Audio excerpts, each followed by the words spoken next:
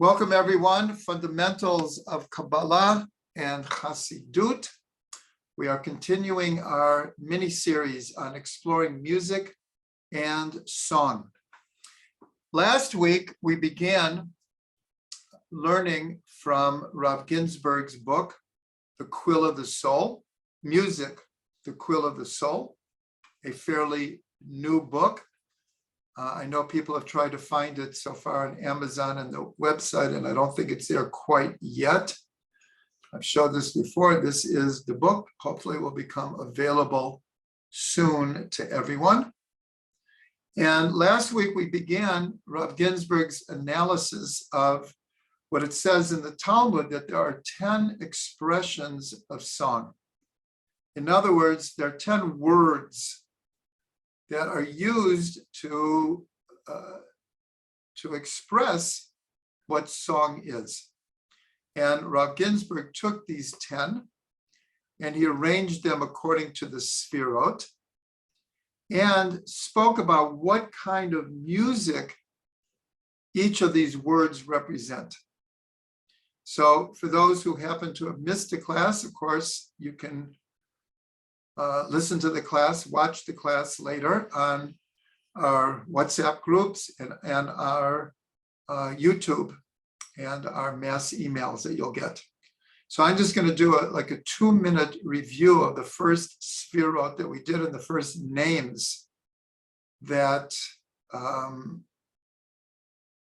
we went through. So the first name of music is Ashrei. Now, all of these words appear in Tehillim, in the Psalms. Some of them many, many times, some of them just a few times. Ashrei is considered a level of Keter, and Rav Ginsburg said these are, because in Keter is the concept of ta'anug, divine pleasure. So these are types of songs that are joyous songs, but more pleasurable songs. They're not get up and dance songs, but they're just full of ta'anug, of pleasure to hear them. And they're not necessarily quick beat, get up and dance songs, but are more melodious and notes stretched out. Again, we're just doing a very quick review here. On the level of Chachma, the name of music or song is maskil. And we saw that particularly in the 89th Psalm, it begins with the word maskil. Maskil comes to the word seichel, which means intellect. That's the obvious connection to Chachma, to wisdom. And Rav Ginsburg explained that this is it's hard to explain. It's a very logically put together song, that the changes in the motive between the stanzas and the chords, it's just very, very logical and somewhat complex. That's its connecting to the seichel, to the intellect. On the level of Bina, the word is shir, probably the word most associated with song. Shir in the masculine and shira in the feminine. And we learned that the verse that is always associated with Bina, understanding, is Aim Habanim Smecha. A mother of children is happy, is joyous. And this happiness in Bina is reflected, expressed in song. And these are more upbeat kind of songs, not even necessarily with words. In fact, the first 3 or 4 of these expressions, in many cases, they were originally composed without words. Later, throughout history, we put many of these nigunim to words. But Rav Ginsburg points out that these higher levels of song and music, which are associated with the higher sfirot, many times are just melodies, nigunim, without words. The next sphera is chesed, and the word or expression of music that goes with this is hallel. Hallel, we know, is the section of prayer that we do on holidays. You have to excuse me for 1 second.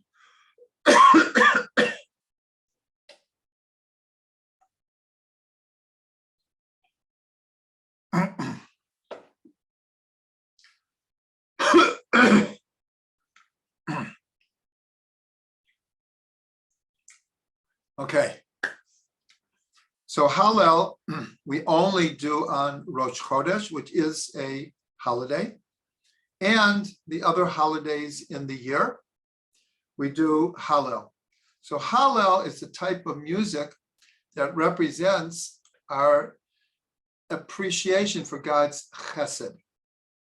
The original Hallel is called the Egyptian Hallel because it was composed, and the inspiration for it, which was later, in a sense, codified by David HaMelech, was when we came out of Egypt.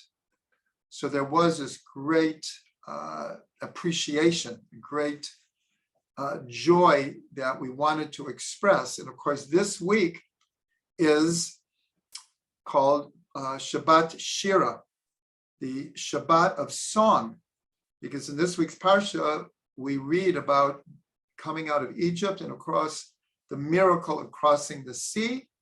And then the song that we sang, one of the 10 archetypal songs sung through history, that was the first class. If you remember, we went through all 10 songs. Well, this week, we're going to read one of them, Shirat Hayam, the Song of the Sea. And so this whole idea of expressing our joy at God's chesed and many times his miracles is expressed in this language of Hallel. That's where we got to last week, and now we are going to continue. The next sphera is Gevura, and the expression of song that goes with it is Mizmor.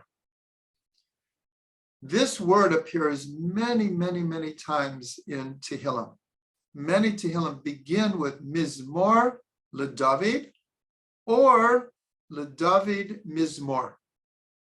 And we're told that, we'd say, well, what's the difference between Mizmor LeDavid or David LeDavid Mizmor? So we're told a Mizmor LeDavid is when David would be inspired, and I'll say it the opposite. LeDavid Mizmor is when David would be inspired, and from that inspiration, a nigun would, in a sense, come from the depths of his soul.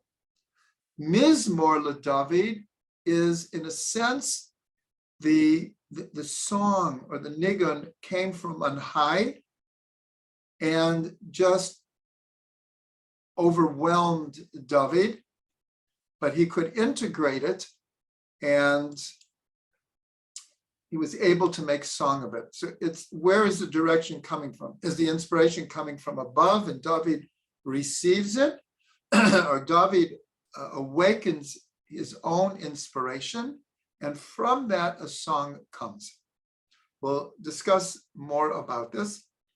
Now, the word Mizmor, like I said, many of the Tehillim begin with this, and we mentioned already the 10 Tehillim that Rabbi Nachman chose for what's called Tikkun HaKlali, his general rectification, that he encouraged his students to read these 10 Tehillim for almost any rectification. We learned that in the beginning, it was specifically for those who wanted to do tshuva for different sexual problems or challenges. But then it expanded to the idea of a general rectification for pretty much anything that ails you. And in there, he does not have all 10 expressions of music, but the one he has more than any is mizmor. He chose Tehillim that began with mizmor. Now, this word is very, very interesting because it can be translated in two different ways. Mizmor means song. And we know that because the songs that we sing on Shabbat are called zmirot, which is the word zemer or mizmor in the plural, zmirot. And these, Rav Ginsburg points out that most zmirot, the music was written with the intention to put them to words, which is not all the time, because as we said, many of these nigunim, many of these songs and melodies were originally just nigunim, were just melodies. Maybe later other people put them to words. Sometimes initially they were put to words. But zmirot is a type of music that goes very well with words. And that's why we sing them on Shabbat. Now it's interesting because Rav Ginsburg pointed out that in Chabad, except for the ones that the Arizal wrote, in great measure, Chabadniks do not sing zmirot that usually appear in these books called that have zmirot. But he clarified, and he said it became that custom because the Alter Rebbe only included in his Sidur what he felt was reliably handed down from the Arizal himself. And so since the Arizal did write a number of poems for Shabbat, and they were later put to music by different people. So Chabad, in great measure, refrains from singing nigunim that have words to it, that most people do. But Rav Ginsburg clarified that this is not a fast law, and that many Chabadniks do actually sing zmirot with words like other people do as well. So going back to the two meanings of zemer, mizmor, zmirot, it means song, but in Hebrew, the word to prune is lizmor, to prune a tree, to cut off a branch. And so the poem that the Arizal wrote for Friday night begins a zamer b'shvachim. So some people translate it as zamer b'shvachim, means I will sing with praises. But others explain that because this word zemer also means to prune, it also means that with praises, I will cut off the energy from the weak, any negativity left over from the week. Because remember, this is Friday night, and in a sense, we're trying to make a clear distinction between being connected to the 6 days of the week, and now we're in a sense entered into the dimension of Shabbat. And so the Ari begins his first poem for Friday night as Zamer B'Shvachim. And like I said, some people interpret this to mean that with song, with joy, I will be able to cut off any evil influences, any negativity from the week. I'll cut it off through joy and singing praises to God. And so here we can understand why it's connected to the sphere of Gevura, because of this idea that it's a type of nigun that these nigunim are in great measure very joyous and very upbeat, and they have a certain power to them to move us from level to level and can get us out of sadness or depression or being focused on the 6 days of the week. Because here, like I said, we're trying to free ourselves to enter into the high energy, the new dimension of Shabbat. So that's a very important connection why this word mizmor is connected to Gevura.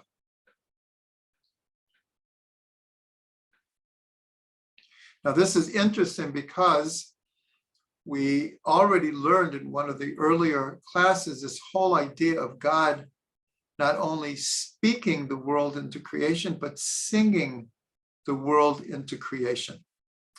And so next week is the giving of the Torah, Parshat Yitro, not this coming Shabbat, but the Shabbat after that. And the term that's used to refer to God as the one who gives us the Torah is that the Torah came mipi hagevura, from the mouth of Gevura. And so from the mouth comes speech, but also from the mouth comes song.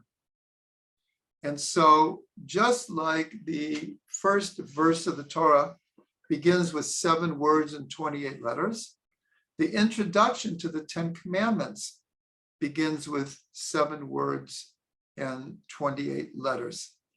And so here we could see the Torah coming mipi gevura. So we learned in great depth that the Torah itself is called song. The whole Torah is called song. God looked into the Torah and created the world. Well, if the whole Torah is called song, then the Torah that he looked into and used it to create the world means that all of creation, in a sense, is music. And so here, this is a deep connection with Gevura, that this type of joyous song, and especially those songs that we sing in Shabbat. Remember, in the first word of the Torah, Bereshit, the permutation is Yira Shabbat, the awe of Shabbat. So here we can understand why Mizmor is connected with Gevura and connected with the 10 Commandments and the 10 songs of creation. The next sphera and the next expression of song, this is one of the most important one, is nigina, nigun, a nigun. So along with the word shir, when we're just talking about music in general, melody. So the word that comes to us is really is shir and nigun. So this is in Tiferet. Tiferet is placed in the heart. It is the middle of the sphirot. And so that already tells us the importance of nigun. It comes from the heart. But Tiferet, as we always learn, is between Chesed and Gevura. And that Tiferet's special quality is that it integrates both Chesed and Gevura together. And so one of the essences of Tiferet is harmony. And the idea of being able to bring together different ideas, different sounds. And so Rav Ginsburg explains that the type of music that comes from a Tiferet is is what he called sometimes grandiose music. This is classical orchestra type of 45-minute long pieces, complicated, and just, he uses the word grandiose or magnificent type of music that a lot of times we associate with a symphony orchestra with 100 different instruments and all of them integrated. That's the whole thing of Tiferet. Tiferet is able to take all these different instruments and all these different tones and types of sound and integrate them into one piece. So here Rav Ginsburg also gives over that the inner dimension of Tiferet is compassion, rachamim. So he says there's really two types of music that are associated with Tiferet and Nigun, is this idea of these magnificent pieces of music, and also what are called Nigunei Rachamim, these deep nigunim that come from the heart. Most of them do not have words, and they're just, you just feel the depths. And in many cases, they're trying to elicit God's compassion or draw down God's compassion in the world. So these are, in a sense, two different types of nigunim, but they're both connected to Tiferet in different ways.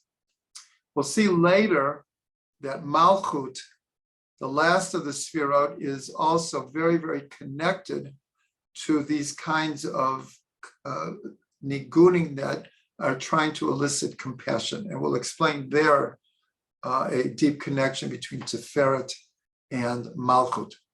So here, though, Rav Ginsburg gives a beautiful explanation of the root of the word nigun.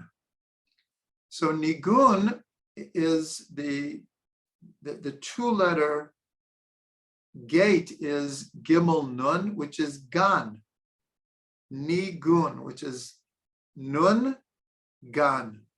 Gan is garden, and of course, immediately we associate it with the Garden of Eden. And so Rav Ginsburg explains Eden comes from the root Eden. In Hebrew, it is Eden, which means very fine, refined, sensitive. And so he said that in general, whether it's a fast, get up and dance nigun, or it's a heartfelt nigun of compassion, or it's a complex symphony, there's something that ties it all together, and it's refined. It's not loud. It's not in your face. It's not blaring.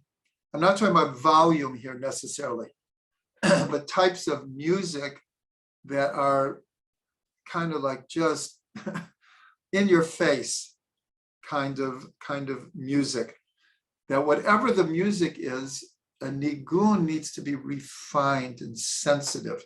Even if it's a fast nigun, there's a big difference between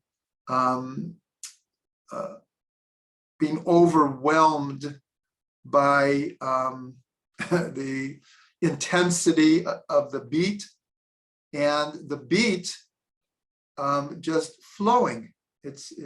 No matter how fast it is, but it's like a flowing kind of rhythm.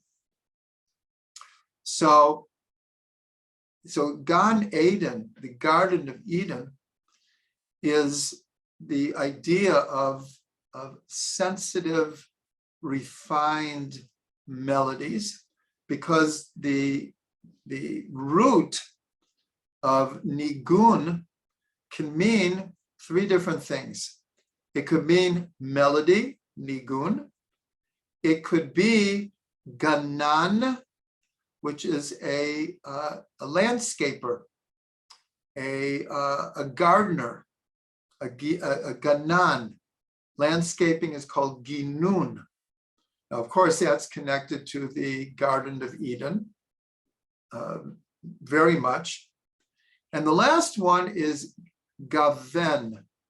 Gaven means a wide spectrum of hues, of color. And so this all connects to what Tiferet is. A Tiferet is this idea of integration, harmony, putting all these different hues together, all these different sounds together, all these instruments together, and coming up with these magnificent type of nigunim, and these nigunim that come from the depths of the heart. So before moving on, I'll just mention that Rabbi Nachman in Likutei Moharan has a number of beautiful connections. In fact, I think it was just yesterday where we shared with the WhatsApp group the prayer of the Song of the Shepherd that we learned last week. This beautiful poem-like teaching of Rabbi Nachman of how the Song of the Shepherd comes from the song of the grasses in the fields and of nature. So Rabbi Nachman, along with all of Kabbalah and Chassidut, put these ideas of nature, ginun, gardener, together with this idea of song, nigun.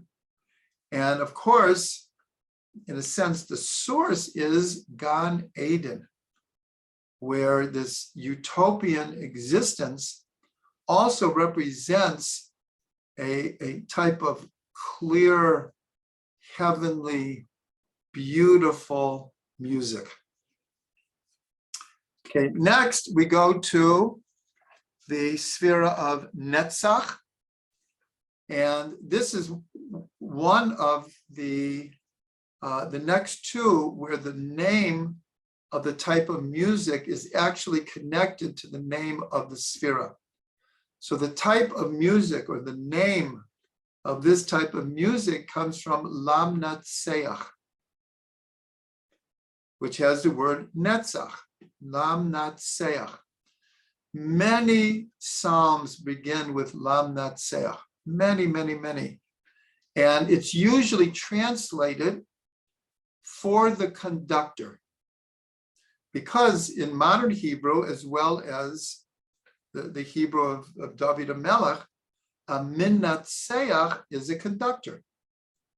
And so David is writing these psalms, and as we mentioned before, it's very important to understand that David is writing the psalms as music. Now these music all have words to them, but he's writing what we usually say or use in prayer without song, but he wrote them in song. And that's why it's so important, as much as possible, to integrate music and melody and song into our prayers. So Lam Natseach is to the conductor. And Rav Ginsburg points out that this is the sphere right after Tiferet. So it has a connection to Tiferet because these are also types of music that are orchestrated, that are symphonies. And particularly, he says what are called victory marches. They're in many different schools of Chassidut. They have the full range of types of songs. They have the heartfelt songs to elicit compassion. They have the dance nigunim. They have the pleasant ashrei nigunim. But many of them also have what we would call victory marches. That in Chabad, so the most famous one is they took what was called Napoleon's March, and they incorporated it into holidays, especially Rosh Hashanah. And some even say that by the Alter Rebbe kind of taking this nigun and uplifting it, he actually was able to take the energy away from Napoleon. Alter Rebbe was a great opponent of Napoleon, and that by taking the song, he was able, in a sense, to pull away the energy of victory from Napoleon. But most Hasidic schools and courts have these type of victory nigunim.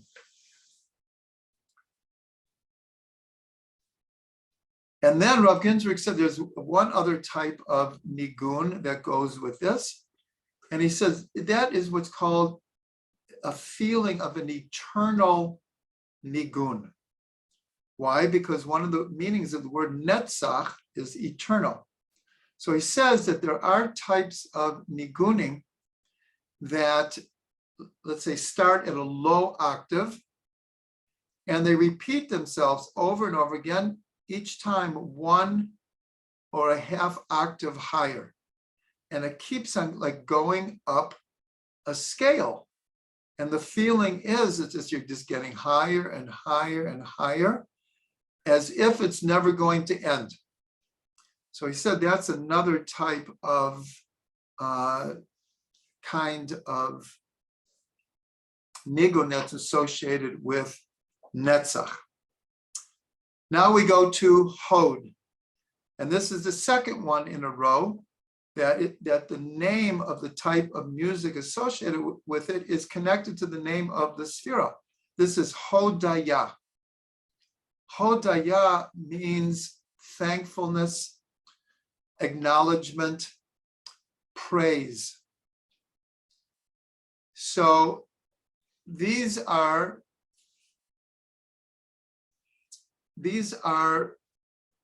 nigunim. A lot of them are put to words.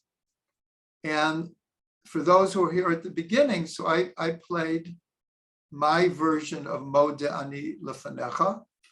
Many people have different nigunim to these words. The first things we say in the morning, that I give thanks to you for returning my soul to my body.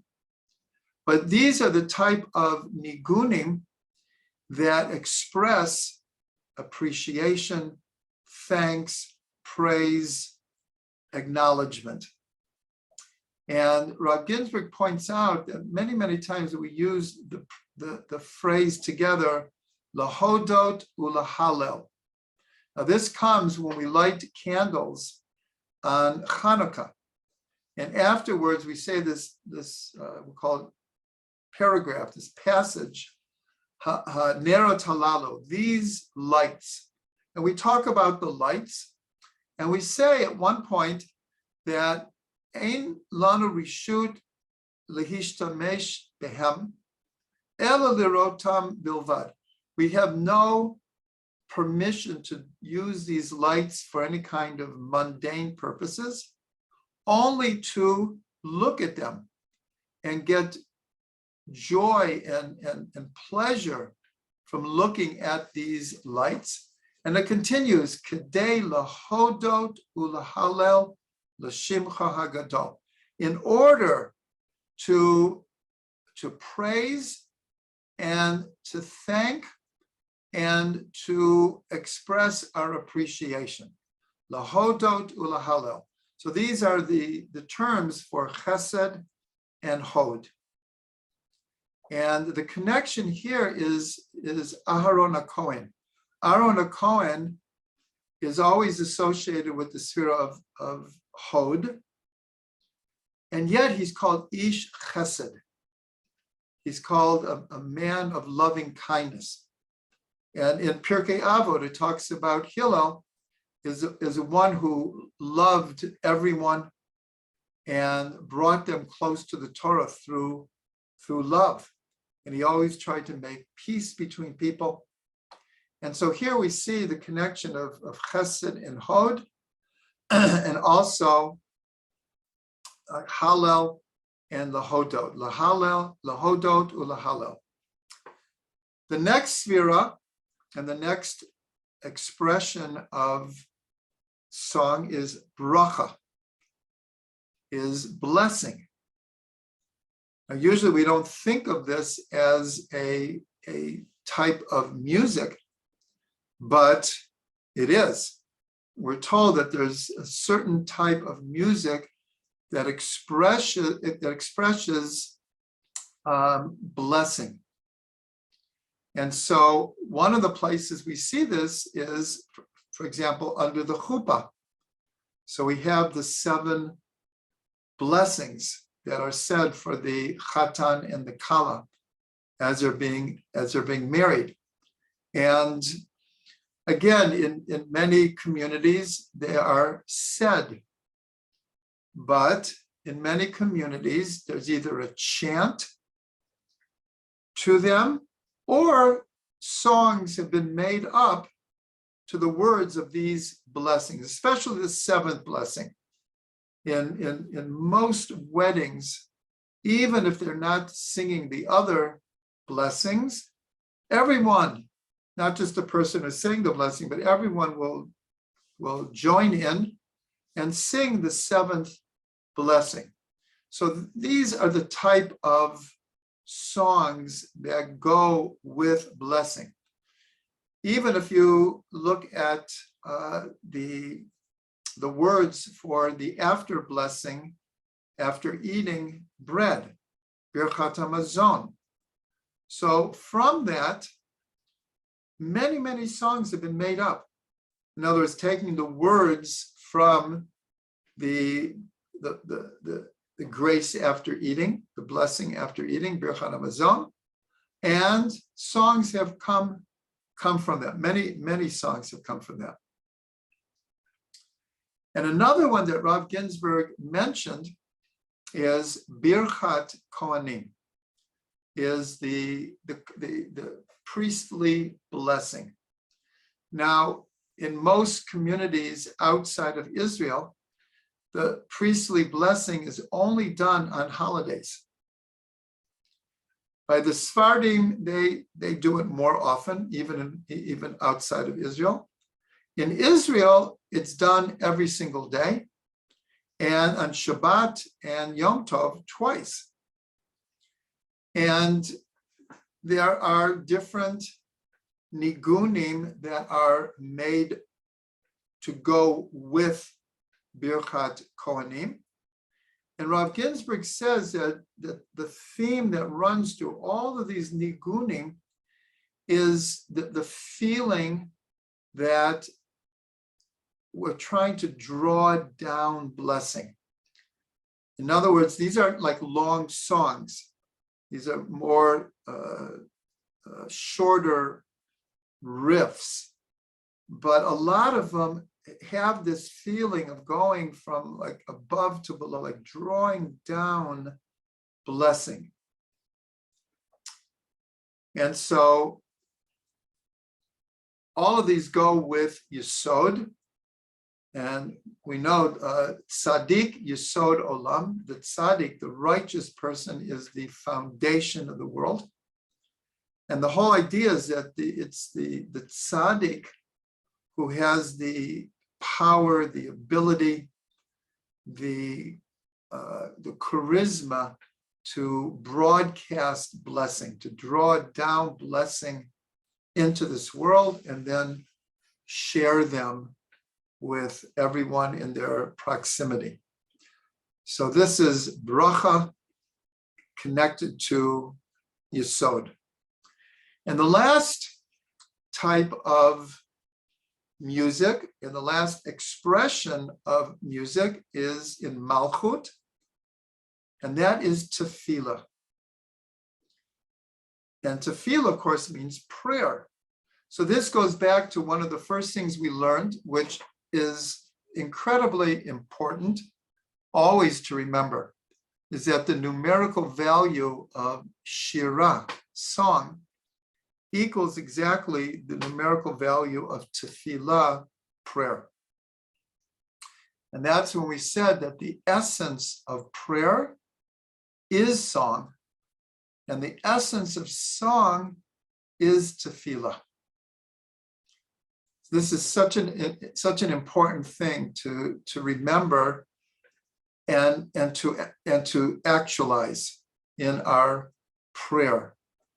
That to find communities that sing their prayers, and even when we pray by ourselves, to do our best to incorporate different melodies to our songs. This just popped into my head that Ephraim, just yesterday, he showed me a video of Rav Kook. Rav Kook is from the family of the first chief rabbi of, then it was Palestine, Rav Kook, tremendous tzaddik. And in fact, if you remember, we learned one of his pieces on song from Rav Kook. Well, this is, I'm not sure the relationship, but he is in the same family. And he lives in Tiberias. And he's considered a very, very holy person.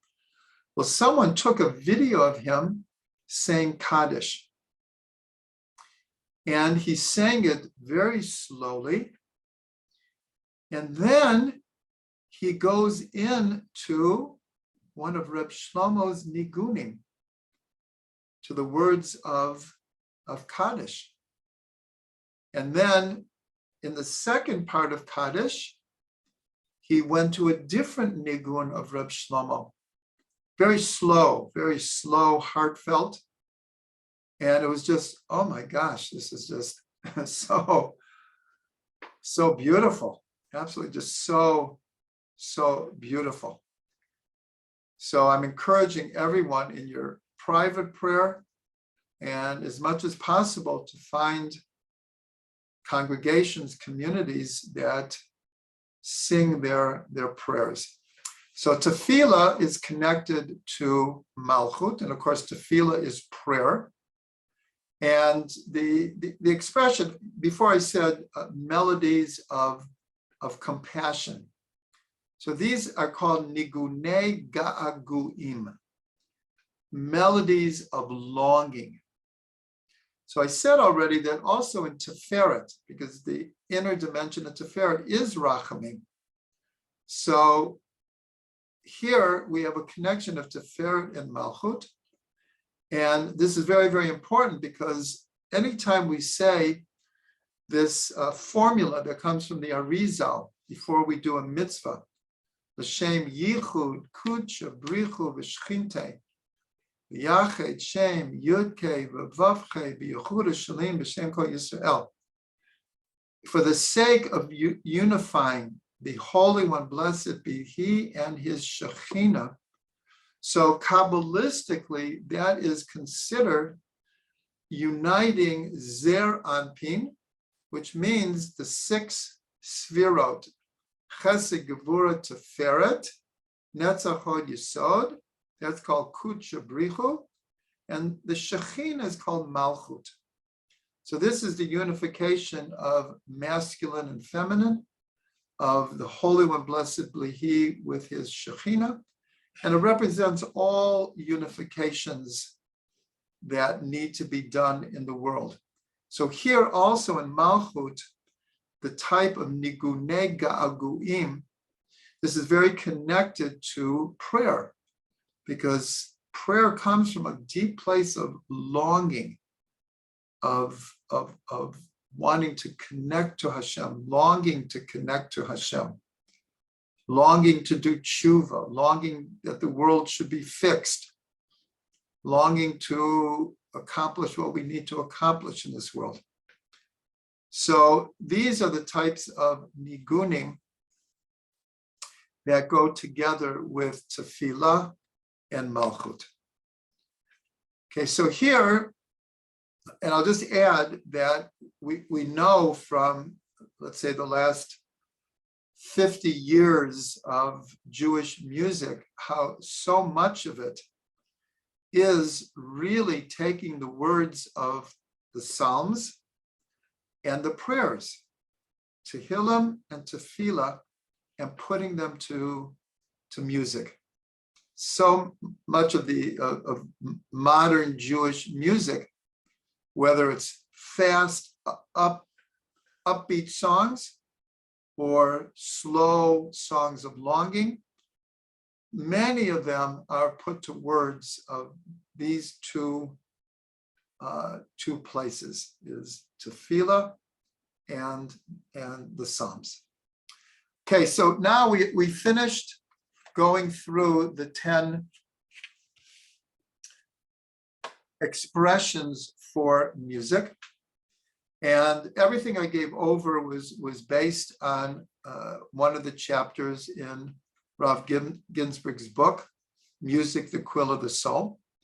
And for the next few minutes, and then starting next week, I'm going to be going into more and more of the teachings of Rav Ginsburg that come from this book. And many of them are called short gems.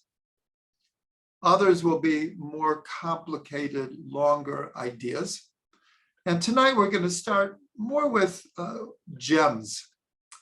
So he begins by saying that music is one of the arts. Music, dance, painting, sculpture, all the different pottery, jewelry making, all the different arts. And in Hebrew, arts is omanut. Omanut. The root of omanut is aleph mem nun, which comes from the same root as emunah, faith. It's also the same root as the word amen, aleph mem nun. And it means faith, faithfulness. And so Rav Ginsburg explains that the whole idea of music as being part of the arts, it comes from a very deep place of emunah in the neshama. And the emunah is now we know that from previous teachings that in Keter, in the highest of the Sfirot, there are three that are called three heads, three aspects. And the highest is faith, is emunah. And then comes ta'anug, and then comes will, ratzon. Emunah, ta'anug, ratzon. Faith, pleasure, and will. And Rav Ginsburg says that, in a sense, all music is coming from Keter, because Keter is the superconscious. And so anyone who's involved in the arts, whether it's a hobby or just something we like to do, or we pursue it in a more serious way, is that this feeling of needing to be connected to a higher source, a higher level of inspiration, a higher power. And we become a merkava, we become a chariot for this higher energy. So Rav Ginsburg brings a metaphor that a musician should feel like they are an instrument in God's hands. Okay, we are holding the instrument and we are making the music, But he said, if we, in a sense, we bump up the metaphor, our whole being is an instrument that God is playing upon in this world. So that's just a beautiful metaphor, a beautiful idea, but it goes to all of the arts that we have inner inspiration, but really, to really be connected to inspiration on the highest level, we want to transcend our own limitations and connect ourselves to a higher energy, a higher power. And then to learn to integrate it or be the Merkava for that inspiration to flow through. So going back to the root word, Amen. So the two-letter gate is Aleph Mem, which is M, which is mother. So here again, we see that all artistic endeavors, in a sense, in the ideal sense, is the ability to have a feminine receptivity to godliness, to holiness, to spirituality, to God's light, God's inspiration, God's will, to connect ourselves to divine pleasure, and to connect ourselves to true faith in the oneness and unity and belief in God. So in a very high place, this is where music is coming from. Rav Ginsburg says specifically from ta'anug, from pleasure, because music is so pleasurable. But again, we're trying to manifest a divine pleasure through our voice or our instrument or both, and to create a physical pleasure that will then become a chariot, a Merkava, for a much higher divine pleasure. So this is, in a sense, music on the highest level. Now it's interesting because in this week's Parsha, there in the Song of the Sea, it says, Ze Keli V'Anvehu. This is my God, and I will adorn him. I will make him beautiful. And the sages explain that this is the source of the concept called Hidur Mitzvah. Hidur means beautiful, making mitzvot beautiful.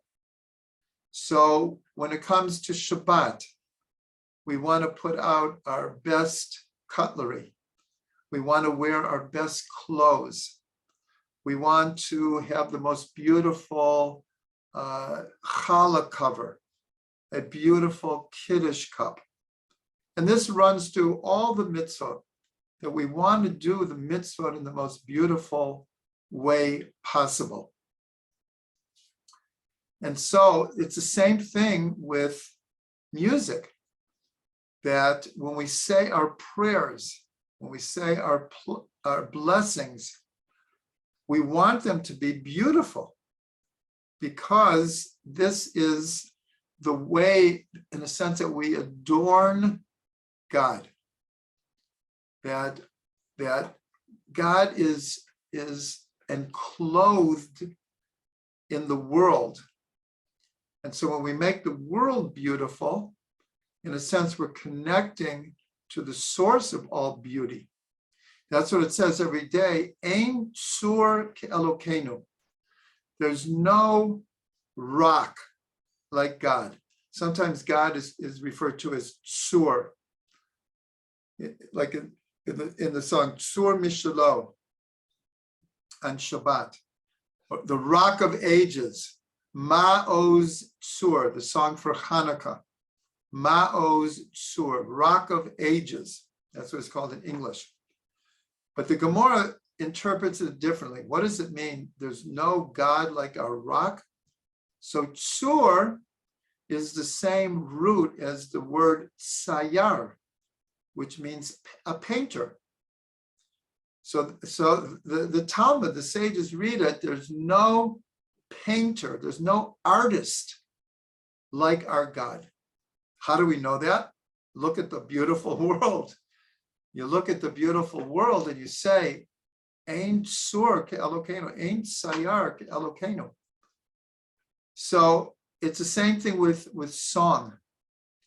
Is when we create beautiful song, or when we just sing along with other people's song, or we sing together with the community. So it's as if we're adorning God. The Zohar has a beautiful metaphor that, and it's brought down about what's called Leil Tikkun Shavuot, that on the night of Shavuot, there's a custom of people stay up all night or as late as they can and learn in preparation for receiving the 10 Commandments the next day on Shavuot.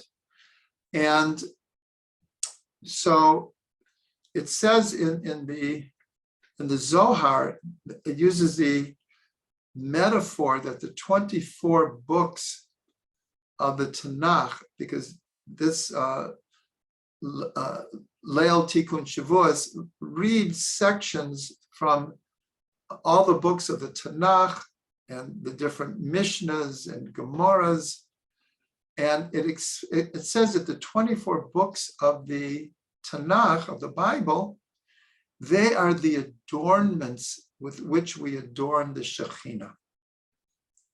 That our learning Torah is what beautifies godliness in the world, in a sense, is we're partners with God.